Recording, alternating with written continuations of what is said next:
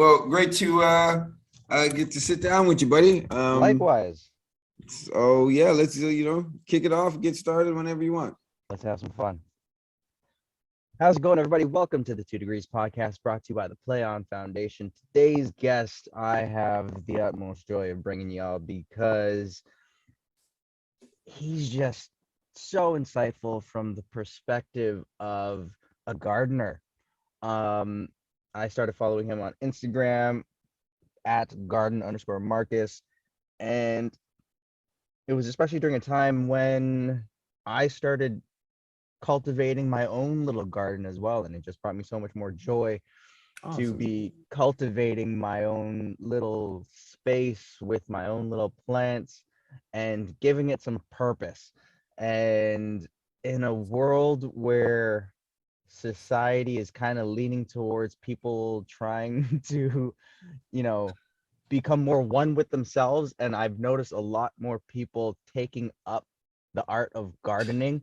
I think Marcus is definitely somebody that everybody should follow. If not, get his book, which just dropped, How to Grow, Nurture Your Garden, Nurture Yourself. And I already started reading it, and I can already tell that it's going to be something that's going to awaken the masses, if you will. So everybody, it's Marcus Bridgewater. How you doing? How's the day so far?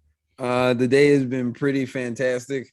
Woke up early, took a walk with my mom, did some planting and some watering in the garden, and now I'm here having a great conversation with you. Oh, thanks, man. So you're in Texas right now? Yes, I'm in Texas, just north of Houston. Sweet. Awesome. I just drove through Texas. Fort Worth is where I'm trying to visit next. I'll make it there eventually. Yeah.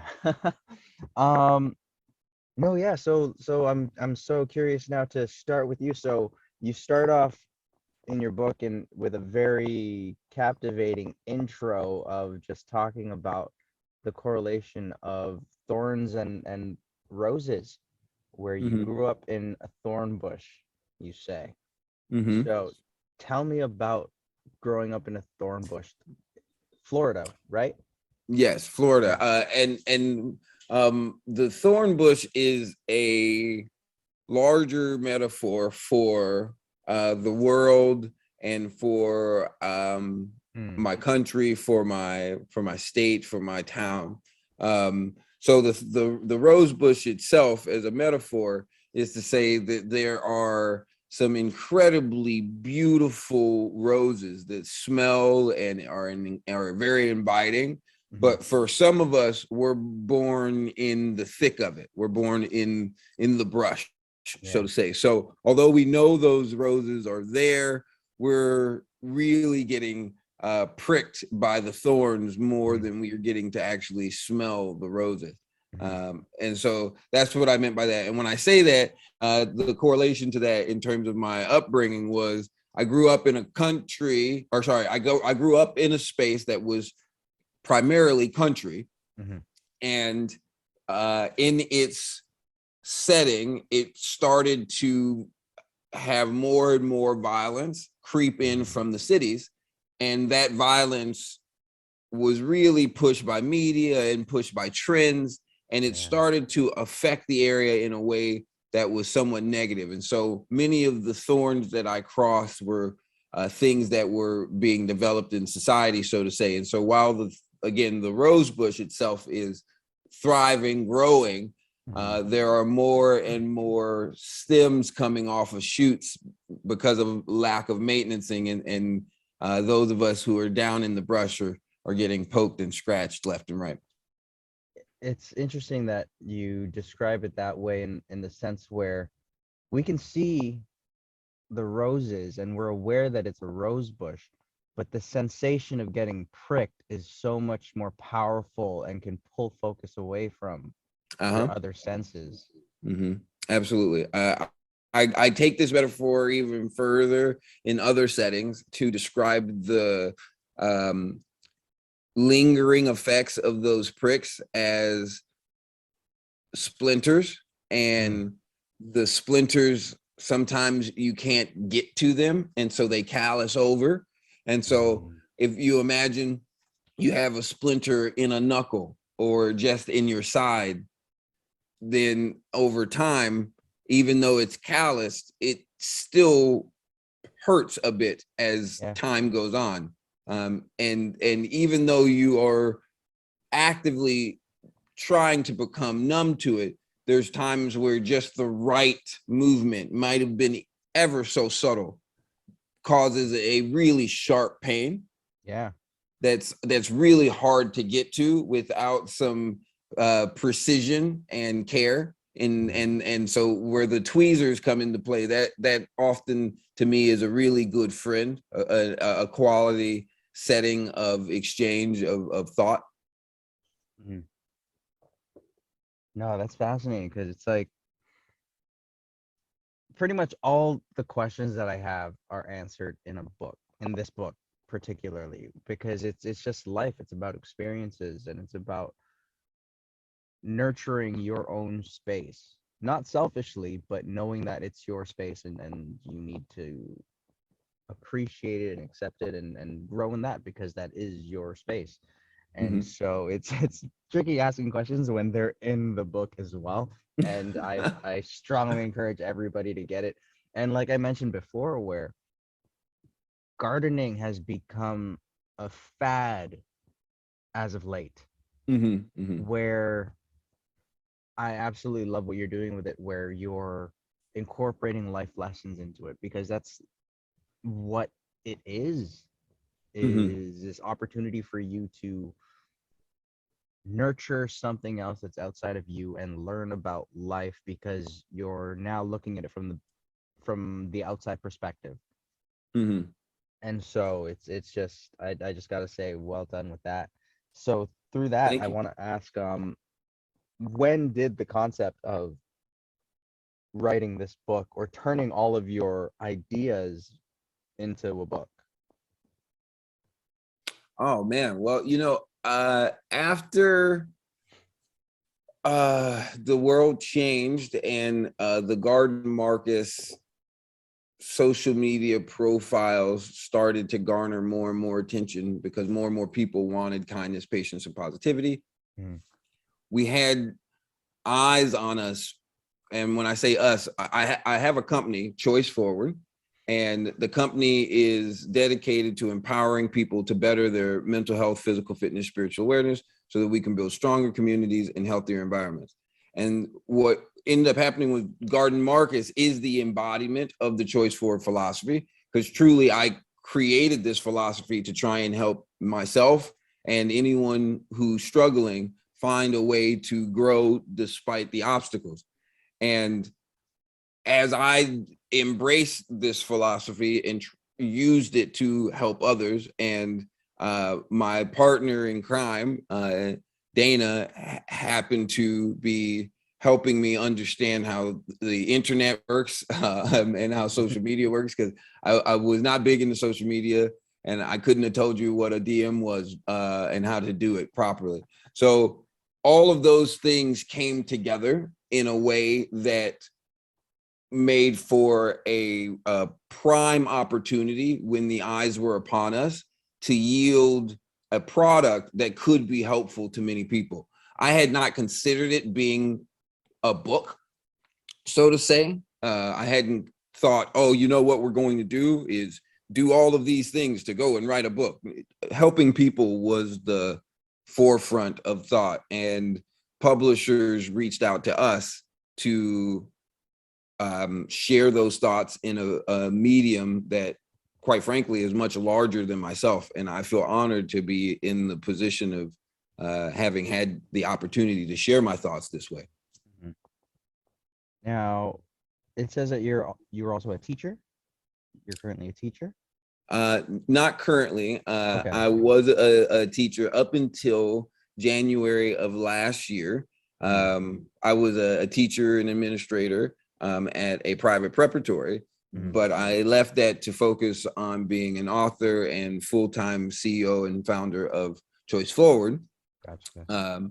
And at the same time, as I say that, I have to note that I can feel my mother's eyes raising as she hears this, to say that I am always teaching in some way because I care about learning. Mm-hmm. And so whether or not I'm teaching myself or I'm teaching those around me what I've learned that day, I am a teacher of sorts. So I'm like, not by what the world standards are. I'm not a careered teacher right now. That's not what my profession is, but I do consider myself an educator of sorts. I'm trying to share knowledge as best I can. Gotcha. I was going to allude to what did you learn about social media from your students, from the students at the school? Just because you said you weren't a fan, you didn't know what social media was, and you didn't know what a DM was, and I can only imagine what students would say if you told them that.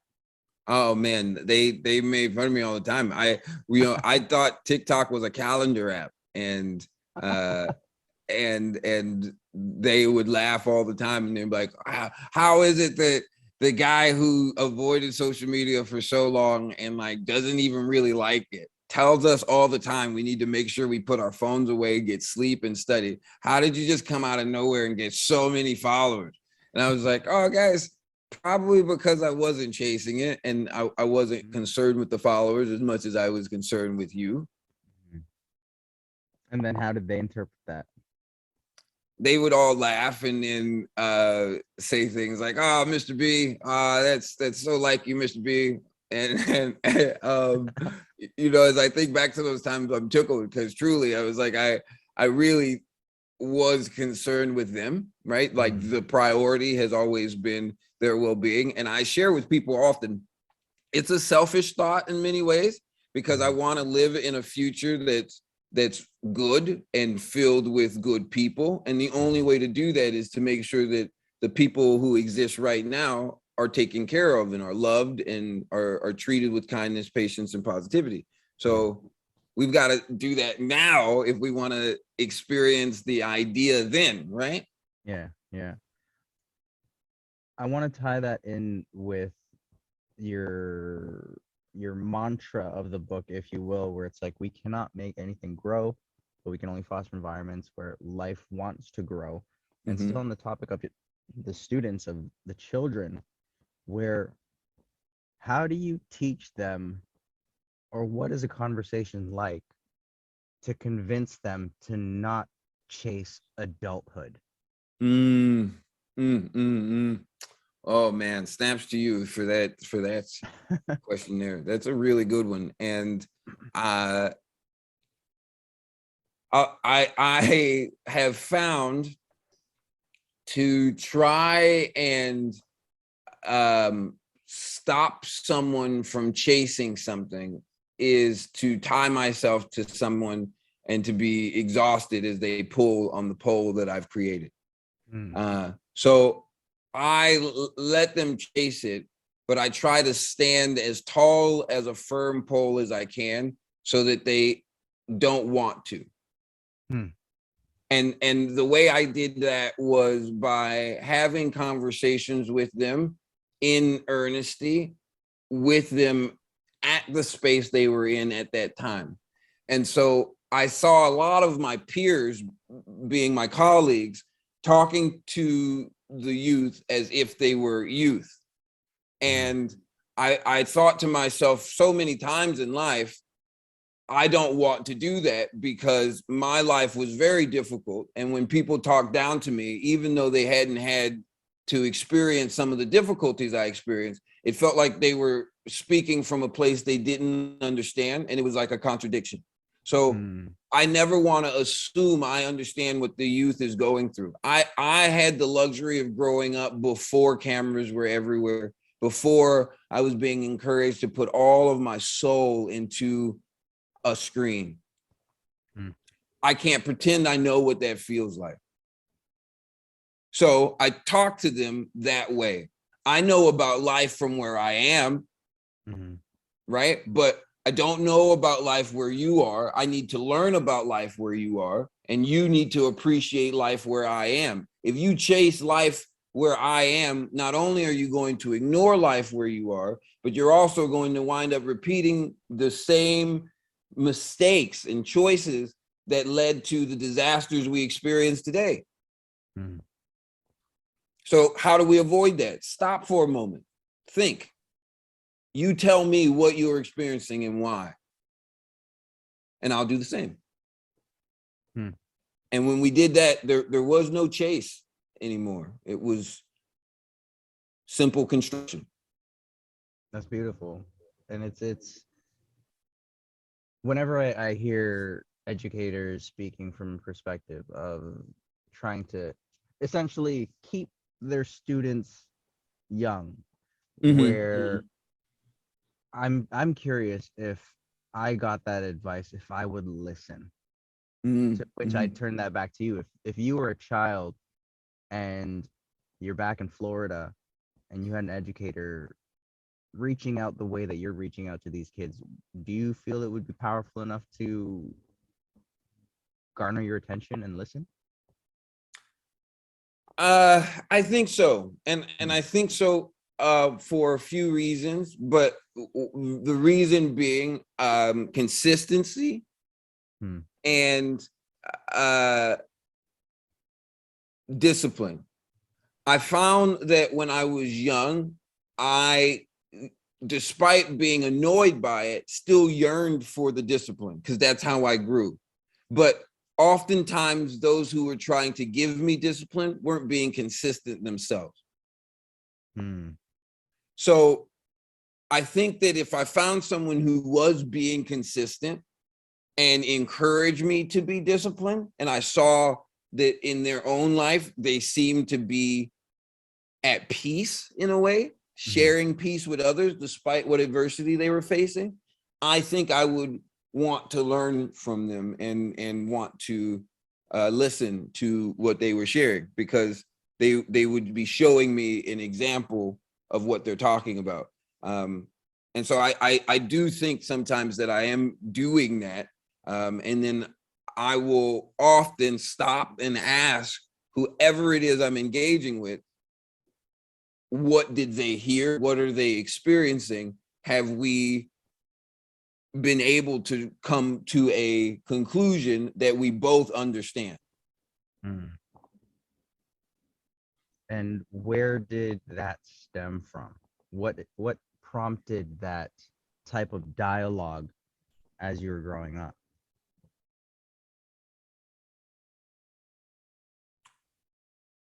So not having it myself made it so that I wanted it desperately, and decided I would not contribute to anything other than that kind of communication, because to do anything else is to add to the things that must be maintenance. And when I say that, I have this dichotomy. I refer to it in the book, but for the listeners who haven't read the book, just for their context, progress is the ability to grow and to sustain that growth. Maintenance is what is needed in order to actually sustain the growth long term. So you can't have progress unless you have done the maintenance at hand. But every moment of every day is a choice. So because of that, you are either adding to what must be maintenance, or you are maintaining for the sake of progress. And so much of our communication tactics, so much of our approach towards problems, I think, is adding to the things that must be maintenance, not taking away from them and addressing them so that we can sustain progress. Gotcha. And now that you brought up dichotomies, I think it's a great segue into that. Where do you think there's one that's more prevalent than the other, or do they hold equal merit across the board? In terms of the dichotomies? Yeah, so I believe the seed, the soil, the moisture meter. Oh man, and we literally put them that way because I was hoping to make it like a color wheel. or like rock, paper, scissors. It's like they're all super important and they weigh against each other in different ways, but they're like playing cards from like the best kind of game ever. They have a balance that is absolute in its perfectness. So off that definition of perfectness, then, are there any sub dichotomies that I guess didn't make the cut or are already encompassed in this, but you wanted to flush out more? Oh man, I'm flushing out thoughts within thoughts within thoughts all the time. This is just the infancy of these thoughts. How to Grow is really the framework, the beginning of sharing this terminology and this thought process. There were many of the dichotomies we had to actually pull out because they would take away from the core. So I would say these are the core, and the rest are like building blocks on top of that. And also add for another kind of thinking, right? Because so much of this book is geared towards encouraging everyone to seize their potential, to appreciate opportunity, to nurture community and environment around them, and to nurture growth.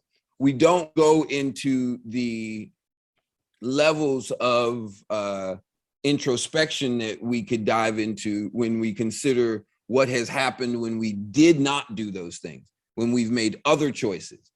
That presents you with a whole list of dichotomies and frameworks that you can play with in ways to show people why they've done what they've done. But again, that gets distracting to the actual growth at hand. So How to Grow is really condensed and focused on the elements of growth in mind, body, and spirit. Gotcha. Because from my perspective, especially, and the thing that stood out to me out of those dichotomies was the shovel, where it being the tool or the vice. I give a talk where I also focus on physical, mental, and in your case, spiritual, but how I interpret it was to be emotional, where it's different levels of fitness.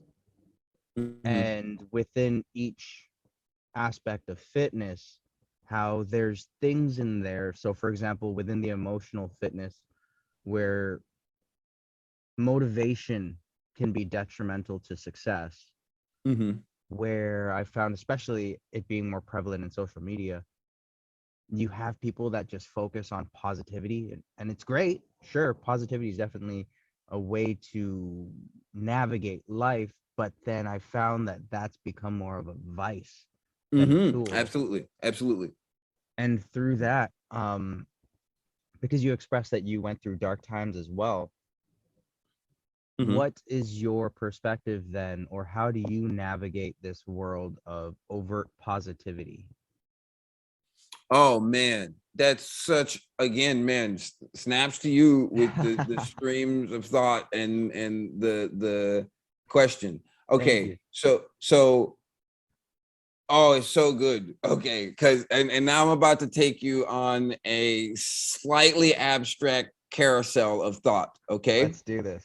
Okay, so let's imagine that you have a circle, okay, and that circle is split into its thirds, right? And the thirds are mind, body, spirit, right? But we're also going to call those thirds rock, paper, scissors. Okay, so they're balanced, right? They balance each other. They make a really great like circle, and you could spin the circle, and the circle could land. And if you like were doing a Wheel of Fortune, you put a little peg there and you spin the circle. The peg would land on a single point if you had a single peg, right? So that point might be the mind, it might be the body, it might be the spirit. For whatever reason, at some point in time, we decided to insert pegs onto our wheels. And we then decided that these pegs would be what we decided to focus on at any moment that we spun the wheel. not the entire wheel itself. We would just focus on the peg, but a couple of the pegs broke. Right? So now the wheel started to spin off and lopsided and would always land in the same space. So we stopped even working on the varying parts of ourselves. We've only ever started to focus on these things, because these things are the things now that we've decided to focus on. So there's another parallel to this, right? Because this circle is us, right? But in the same way that the dichotomies are balanced perfectly, just like we are balanced perfectly, microcosm to macrocosm, the reason that I think if we were to focus on what has happened to the world today, the reason why shovel would be the one to like stand out is because in terms of the pegs, we've stopped using tools effectively on any one of the pegs in the circle of mind, body, spirit. Right? And so to be helpful if there is not an element of moderation and discipline involved. Now, with that in mind, we have the life versus the world that I talk about, right? But the way that we are now, if we take a snapshot of that carousel I'm talking about, and we take several snapshots over the course of, like, let's say many years, and we look at the snapshot that is today, we would see that the world is super focused on positivity because it makes it easy to digest, just like we have in many cases abuse and discipline lumped in together. And that then causes a problem. So what do? We address these with high standard. High standard is going to come with discipline, and is going to address the abuse at hand because we're also bringing kindness, patience, and positivity. Yeah. So that that was my carousel of thought. I know I said a lot of things, but I think I brought us back to the line to get on the ride. No, yeah, and I think that's such a, and we take it for what it is. We don't really try to interpret it because it's somebody telling us what it is, and we just believe them. So I think it's brilliant to be just as introspective with your analysis as you were. So I hope people take from that as well. And yeah, I just hope that they get this book, because I think it's going to open up so many more avenues of thought. And I think that's awesome, man. That's the only way, the the world is. And I think we are in that age of evolution where it's now thoughts brings on curiosity and allows for it shapes so much of perception. Yeah. So back to your book, and a moment that I found really funny where you took 16 plants from Florida and brought them to Texas. My first thought when you revealed that, how many of them died? 9 of them died.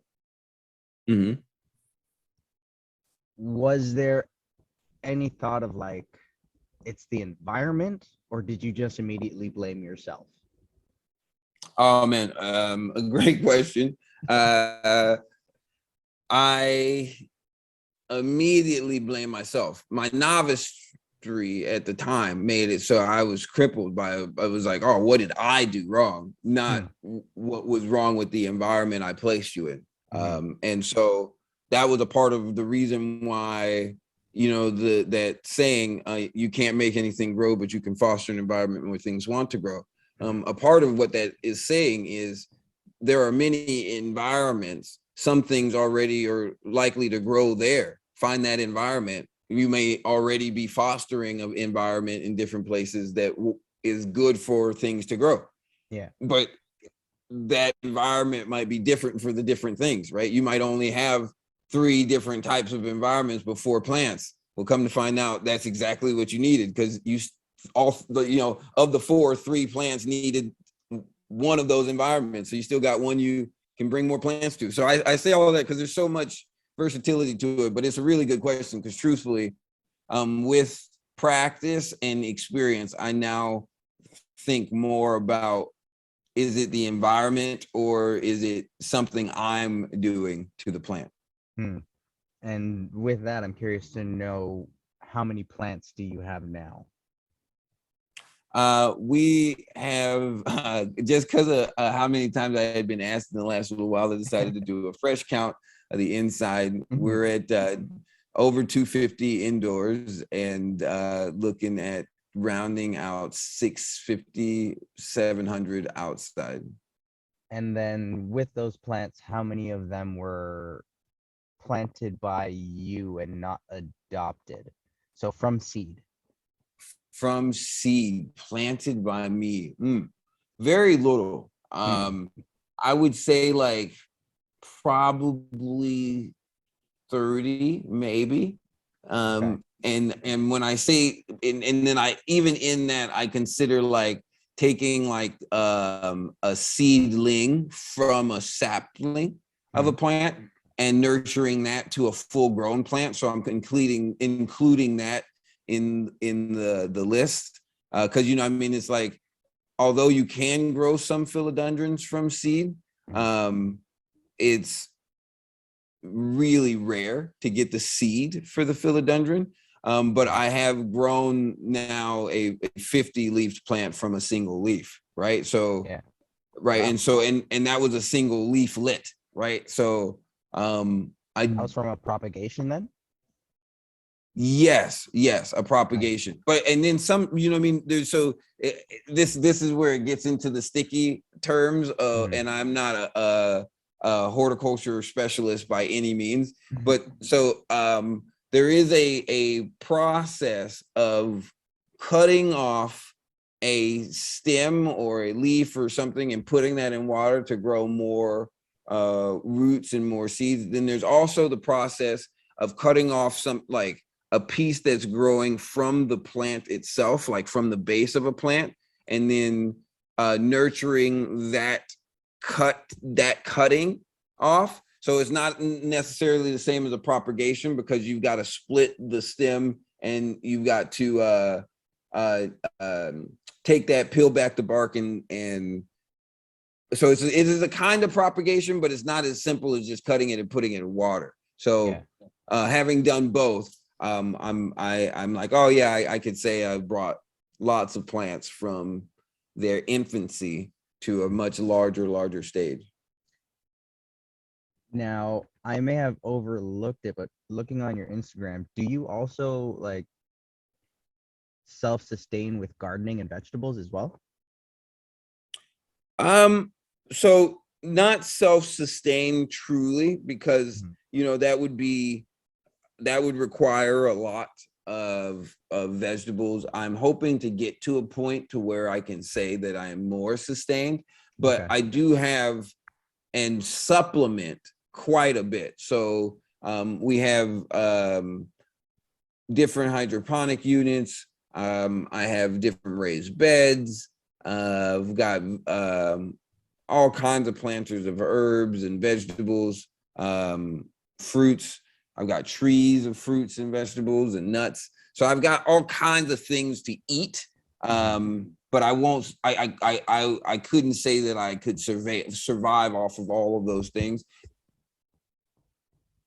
What's it like knowing that you're consuming something that you have planted from infancy into like something that is consumable?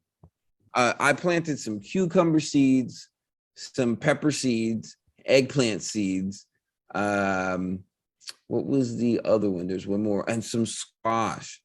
And oh no, and there was one more, the tomato. And they all grew. And the cucumbers were literally the largest cucumbers I had ever seen. They grew to be as long as my forearm. And the process of growing them was fun, but man, let me tell you, eating them was like just such a treasure. It was just like, Yeah. oh, this is amazing. I watched you grow, and I managed to keep you from the squirrels and the raccoons. This is awesome. Thank you, plant. Really appreciate the hard work you did to do this. And thanks for thanking me for that hard work, because it was hard to do this for you. So I'm going to eat this and enjoy it. And hopefully you appreciate that. That's so funny. Now, I'm curious if you have any thoughts on pros and cons.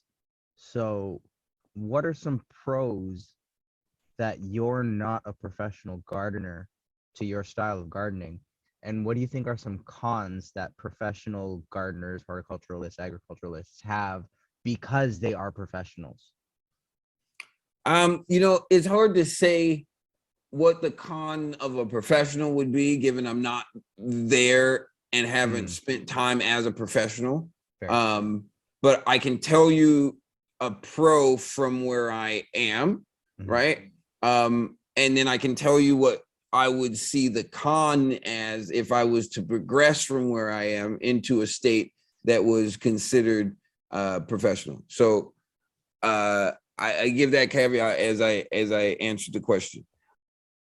As a novice gardener, right, as a non-professional gardener, I feel like I haven't had the scrutiny of the world to perform. And so I haven't had to deal with contracts. I haven't had to deal with the ideals that come with those kinds of systems and the bureaucracy.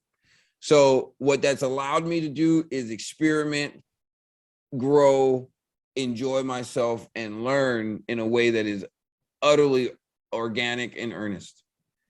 And I believe that at a certain point, if I were to progress with this and try and say turn my yard into a nursery, and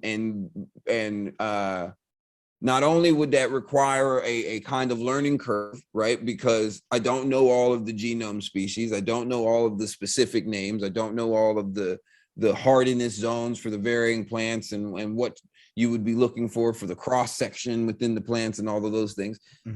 So there would be that learning curve, but then there would also be, as I was saying before, the new pressure to perform.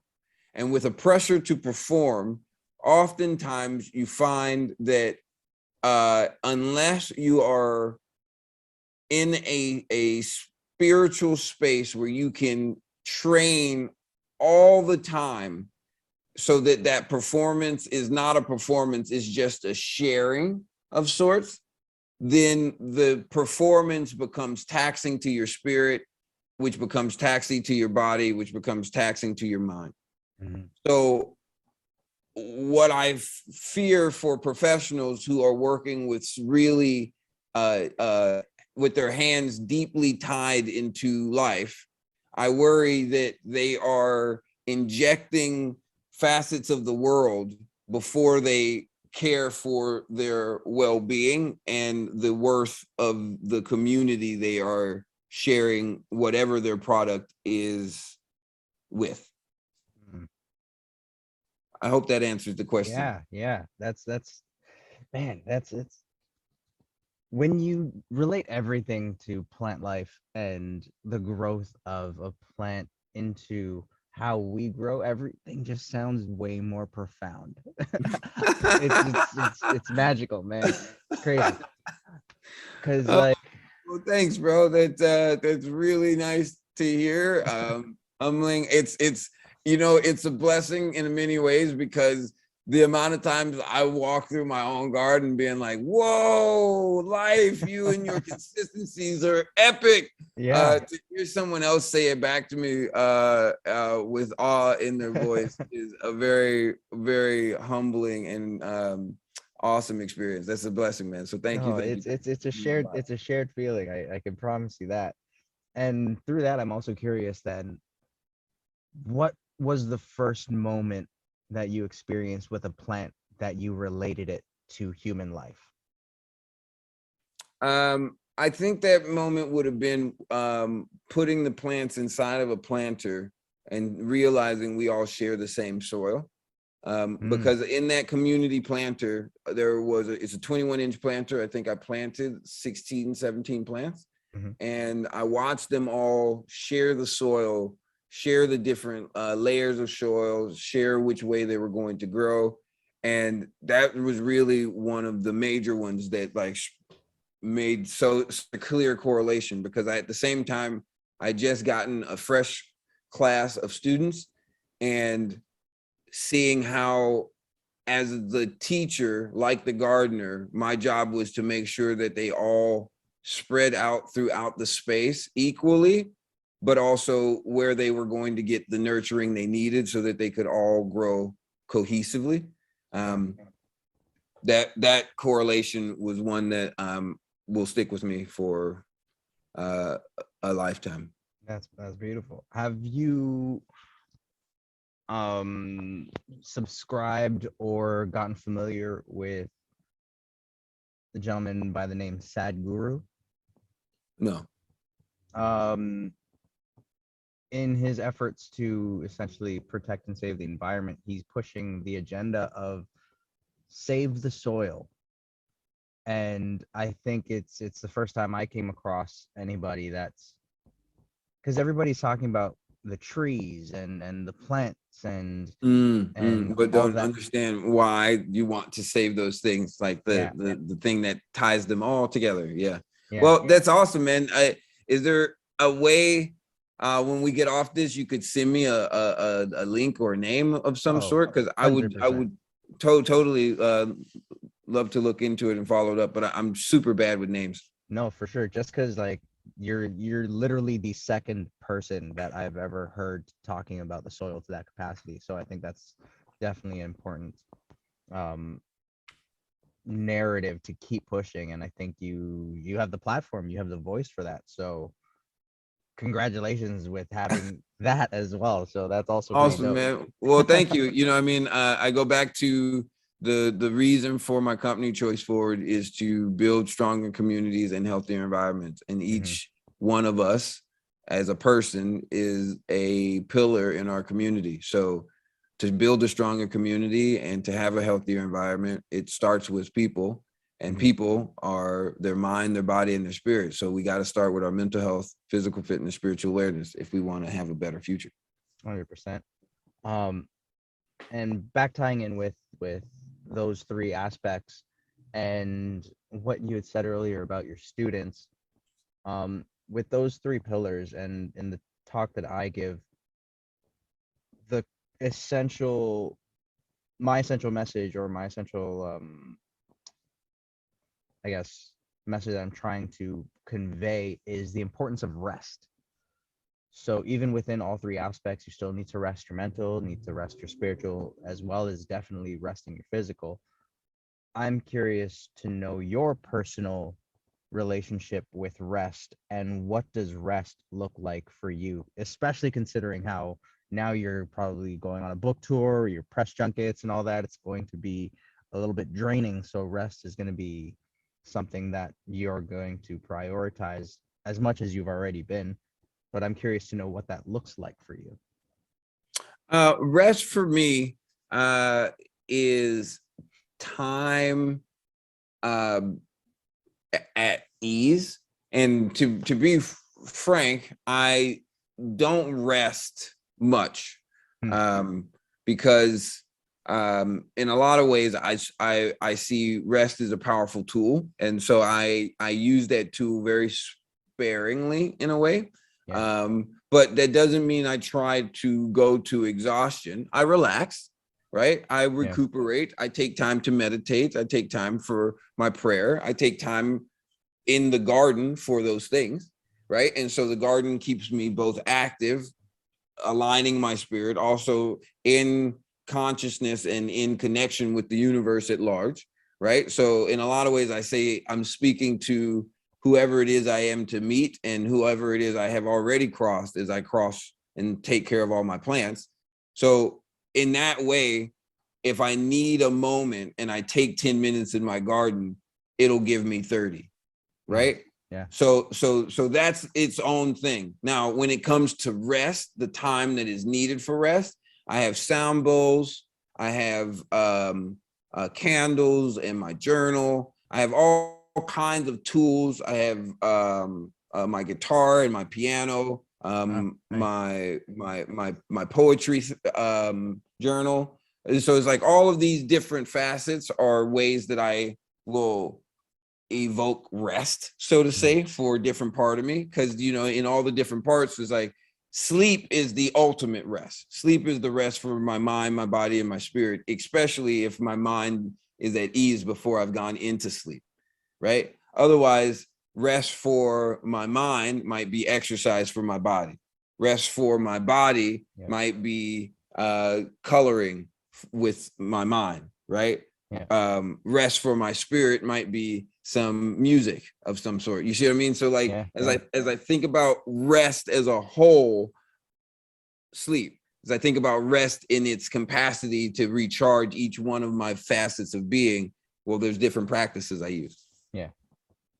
No, that's awesome. And it's like, as you mentioned, where it's just like I was echoing something from you. It's so fascinating and humbling back on my part. It's like, all right, cool. I'm also on the right track when other people echo the sentiments that I've shared as well. Just because also to reflect the book, where it's just like everybody has to cultivate their own path. And I think it's important that everybody adopt that notion sooner than later, because then it would just make life so much easier, especially while we grow. Have you had a chance to see the movie Everywhere, Anywhere, All at Once? No, but I've been recommended it by like 6 people. And that's the thing, where it's just like, it really gave me the insight that nobody knows what the heck they're doing with life. And it's all trial and error at every single point in their life. Where the way you made breakfast this morning, the way you make it tomorrow, it's never going to be the same. And there's always that slight danger of you messing up a recipe, or to the point of burning down your house because of faulty equipment. And everything is new at every point. And it gave me the perspective where, when I was a kid, I looked at adults and defined adults to be individuals who just knew everything and they knew what they were doing. And also looking at like my parents and how they raised me, where I was under the assumption that parents also knew what they were doing. But the reality is, adding a kid to the mix, it just made their world so much more chaotic. And now they still have to navigate this concept of, okay, how do I keep myself alive while keeping this being alive? And now again, navigating back to the analogy of the garden, where it's just like, that's what the garden is too. Like, you're trying your best to keep these plants alive. And yeah, no, it's just fascinating, where it's like there's so many correlations when it comes to raising plants and to their full potential, if you will. And life in general. It is, I say it all the time, macrocosm to microcosm, life repeats itself on every scale. Yeah. So here's my question to you then. Why are plants in human care so much more dramatic than plants in nature? Because like all of life is supposed to be balanced by community, and community shares the weight of environment. So when you take environment and you try and box it down into a small thing, let's call it a house or maybe a planter, you're asking a lot of its occupants. And it's just that simple. I mean, I let that end in its silence, because it is just that simple. The house and the planter ask a lot of the plant and the person, because that's not necessarily how we were born to live. I love that. I love that. And I love how you ended it too. Just like, that's it. That's Yeah, you can say all kinds of words and whatnot, but yeah, you know what I mean? It's like the dramaticism that's as crisply yeah. as you can state why Because there are dramatic effects. it's like one of the funniest memes I think that came across the world of social media, where it's like you have a plant living in nature go through a drought and then it's still fine, whereas the plant that you have in your place, you forget to water it for a week and it's already dead. Right. And it's like yeah, it's a matter of community and the environment, where it's like planting. Absolutely. Yeah. More often than not, any time I'm having a hard time with a plant inside, I'll take it outside and Mm, watch it grow. And then I'll be like, okay, are you healthy enough to come back inside? All right. I'm sorry. I know yeah. out here is where you want to be, but could you do inside? Let's try. Let's try. Come on. Yeah. Let's try. If a week from now you look like you're not having a great time, I'll bring you back. Deal? Okay. And that's literally the correspondence and the dance I go through with several of my plants. I've had to do that dance like 3 times with some plants before they would like be okay inside. And I found like what was going on and why they weren't happy where they were. They needed to be over by like 6 inches or left by 8 inches, or it's like, oh, that time of year Yeah. there's not enough sunlight coming in, so they needed to change. So there's just so many different elements and variations to life. Yeah. Taking care of life and just paying attention to it will yield many different results. That's so funny too, because it's like I also remember that moment I had where it's like the sun isn't the same year round. Right. And that blew my mind when I came to that realization. I was like, that's that. I gotta be more mindful of where my plants are. And it's like the sun's not the same all the time. And it's just now it's making me look at the world as a bigger picture as well, where it's just like the world, the earth needs to be in a particular position for the sun to affect the plants within my space the way I want it to. And so it just makes me feel so much smaller, which is great, because it makes me understand more that I'm a piece of this massive puzzle, as opposed to just thinking that the world revolves around me sometimes. So it's interesting. But to that, I'm wondering if you've had any new lessons about plants since you've written the book. Well, you know what? I mean, I'm learning stuff from the plants all the time. And more often than not, a lot of my lessons recently have just been about reaffirming thoughts. I'm going to be releasing a video here in not too long on a plant that shows how when you're planted into a planter, the roots take on the form of that planter. And so in the same way that I talk about the importance of environment in the book, taking that same concept a step further and being like, if you were planted in a round planter versus a square planter versus a tall planter, what does that do to your roots? Because each one affects how your roots spread out, and your roots take shape according to where they're housed. So that is a thought I think there will be many of a podcast or Yeah. book to expand upon. Nice. That's brilliant. But before I let you go, I wanted to share this moment that I had the other day where I was partaking in a little bit of the marijuana, and every now and then I have these incredible thoughts and moments, but the most recent one I had was trees have a mortality rate. I had no idea of that, Mm-hmm. where the oldest tree is like 5,000 years old, and like in the concept of the world it's only 5,000 years old, where I just thought that trees kept growing until humanity decided to chop them down. No, Yeah. no. Trees do not live forever. They just happen to be some of the oldest organisms, Yeah. but I think they're uh, of their kind.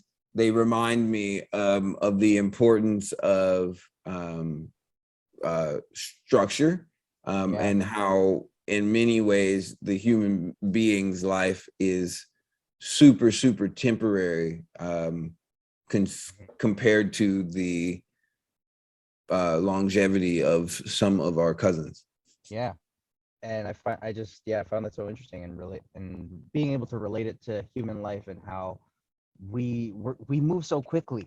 And I think how you pointed out in the book, it's like speed isn't necessarily a good thing. Nope, And nope. We have to take our time. So kindness, patience, positivity. yeah.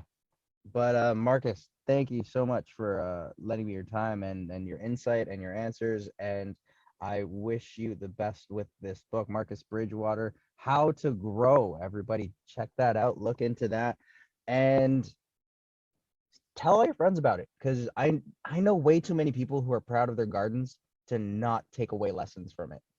Mhm. So everybody get on this book and follow him on Instagram, Yeah. garden_Marcus. Thank you. Thank you for having me. It has been a pleasure and a half, and it's been a great conversation. My pleasure. Everybody, the 2 Degrees Podcast brought to you by the Play On Foundation. Thank y'all for tuning in, and mag-ingat kayo.